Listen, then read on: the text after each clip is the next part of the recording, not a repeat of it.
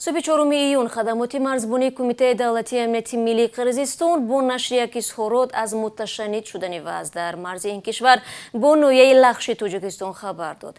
مرزبانان قرقیز ادعا کردند که گویا مرزبانان تاجیک تا 1000 متر به قلمرو این کشور وارد شدند و کانتینر و واگن‌های خود را جایگیر کردند.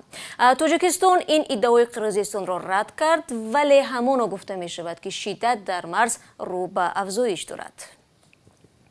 همکارم عبدالله اشورов خبرهای دو جانب را پیگیری داشت و حالا در استودیو با ماست. عبدالله سلام. و تا حال بیشتری بحث و مناقشه‌های مرزی از اسفره و ولایت سوغد بود. این بار مثل که بحث‌های مرزی به شرق تاجیکستان کوچیدند. بله سلام شهلا، واقعا این بار غیر منتظره خبرها از مرز تاجیکستان و قرقیزستان در یک منطقه کاملا دیگر صدا می‌دهد که در گذشته هرگز منطقه داغ مرزی نبود.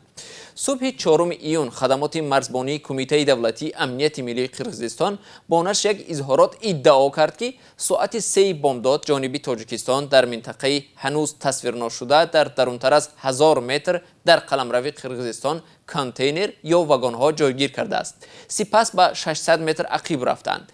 همچنین از جمع آمد نیرو و تکنیک‌های حربی در این منطقه خبر داده شد. اما سرریاست مرزبانی کمیته دولتی امنیت ملی تاجیکستان در یک اظهارات ادعای قرقیزستان را که گویا مرزبانان تاجیک به قلمرو آن وارد شدند نادرست خواند.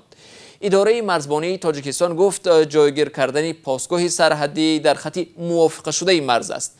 در مرز ناحیه لخش با قرقیزستان در عقبه شتی هنوز مرز دو کشور معین نشده است، ولی مرزبانان تاجیک در جای جایگیر شدند که سرحدی تاجیکستان است. از این پیش به گفته مقامات تاجیک در این باره میان دو کشور سازش حاصل شده بود.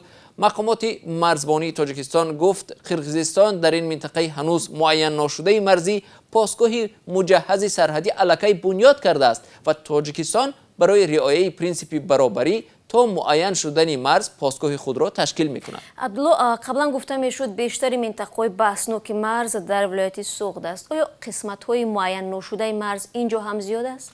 شهلا، مقامات درباره چقدر متر یا کیلومتر بودن مرز معین و علامت گذاری نشده در لخش اطلاع نمیدهند، اما بنابر اظهارات مرزبانی تاجیکستان بحث کنونی سر عقبه شتی می رود که گفته می شود در نزدیکی گذرگاه قرمیق و سریتاش در ناحیه لخش تاجیکستان و ولایت اوش قرقیزستان است. برخی از رسانه‌های قرقیزستان گفتند که بخش عمده این قلمرو چراگاه‌ها بوده از طرف تاجیکستان برای استفاده به طرف قرقیزستان داده شدند. گذرگاه قرمیق سریتاش تا زمانی مرزبندی قرقیزستان در سنه 21 می برای عبور و مرور ماشین‌های بارکشانی دو جانب و ساکنان باز بود، اما حالا بسته است. سپاس عبدالله. و بینندگان عزیز، همین حالا خبر رسید که در ولایت اوش قرقیزستان یک چرخبال نظامی که کمچیبک توشیو رهبر کمیته امنیتی ملی این کشور را همراهی میکرد در راه به سوی ناحیه چون علای نزدیک به مرز تاجیکستان به زمین افتاده است. منابع بخش قرقیزی رادیو آزادی گفتند که در این چرخبال 14 نفر سوار بوده، 4 نفرشان جراحت سبک برداشتند. چرخبال مذکور به وزارت مدافع قرقیزستان تعلق داشته است.